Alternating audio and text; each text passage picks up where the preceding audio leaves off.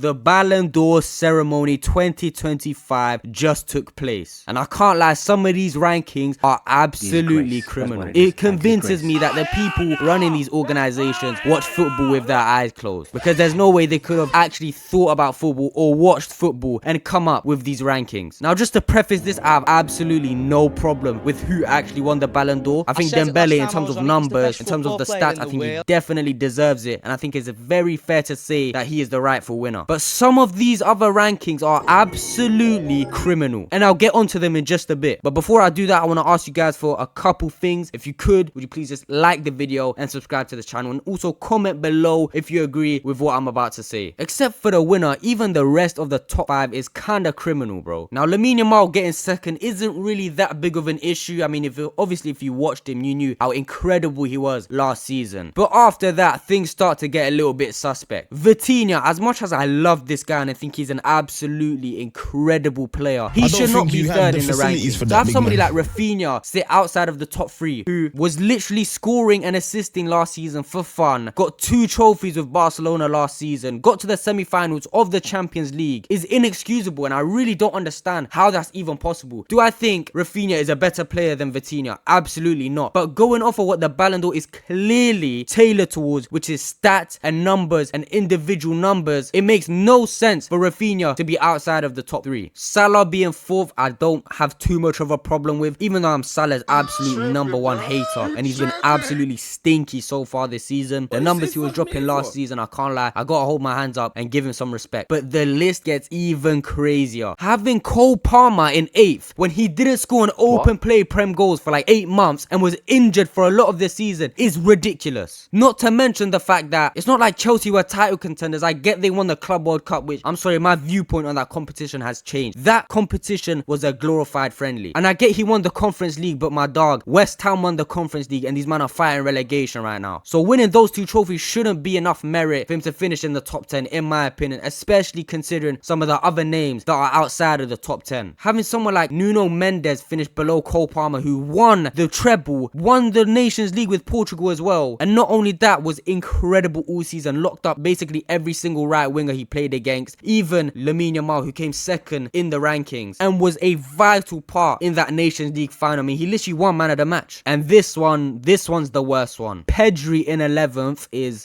borderline inexcusable. I do not understand why or how he has ended up in 11th, considering he is probably the best midfielder in the world right now. Him finishing 11th is absolutely criminal. Again, so having someone like Cole Palmer in front of him is inexcusable, bro. Absolutely inexcusable. Same thing with Raphina, how he won 2 trophies, played a key part in both those trophies, and he's not even finishing in the top 10. I get the top 10 players are all incredible, but you cannot sit here and say that Pedri doesn't deserve to be in the top 10 of the Ballon d'Or rankings. If you think that, you need to go get your eyes checked out. Even having someone like Kvaratskhelia in 12th, he had the same exact accolades as Dembele. In fact, I even prefer him over Dembele. I think he's so much of a better player, so much more easy on the eye, nicer to watch than Dembele. Yeah, he's not even in the top 10. So with the Ballon d'Or, where is the marker of how important team trophies are, individual accolades are? Where's the marker? Because Dembele and Kvaratskhelia won the exact same things, and they both played a huge part in that PSG team. Yet Kvaratskhelia is 11 places below, and I don't think he was that much worse than Dembele personally. Of course, Dembele scored a ridiculous amount of goals, but I don't think Dembele is better than Kvaratskhelia. Nothing will convince me that he is. And this one is the worst one. Forget what I said about Pedri. Having Victor Gyokores in 15th. Holy shit, whose decision was that, bro? Because I've watched this guy and I already want to bleach my eyes until I can no longer see ever again. I want to bleach my eyes so much to the point where even the memories of watching Gyokeres play is fucking erased from my mind. Someone throw me in the Men in Black movie, please. I never want to have the memories or the recollection ability of this guy's games. I get he scored however many goals, but bro, you cannot sit and say he's the 15th best player in the world when he looks like he's never played football before. He's genuinely, he was in set-free PE growing up, I'm convinced, bro. Set-free PE, he went to the gym for a bit and now guys think he's the best striker or whatever. This guy's above Isak. You can't tell me this guy's better than Isak, bro. You can't. He's even above guys like João Neves, bro. Lewandowski. Like, are you kidding me, bro? Like, how is this even possible? Who voted for Gyokores? Who gave him points, bro? I'm telling you, I'm genuinely curious who gave this guy points, because there's no way people with actual eyes or viewing comprehension would have picked pick Gyokores as the 15th best player in the world. It's absolutely ridiculous. But anyway, folks, that's all I got time for today. A bit of a shorter one, but I am happy for Dembele. His comeback story has been absolutely insane, and there's gonna be a full video on Dembele coming very, very soon. With that being said, I'll see you guys in the next one. I love you all, and peace.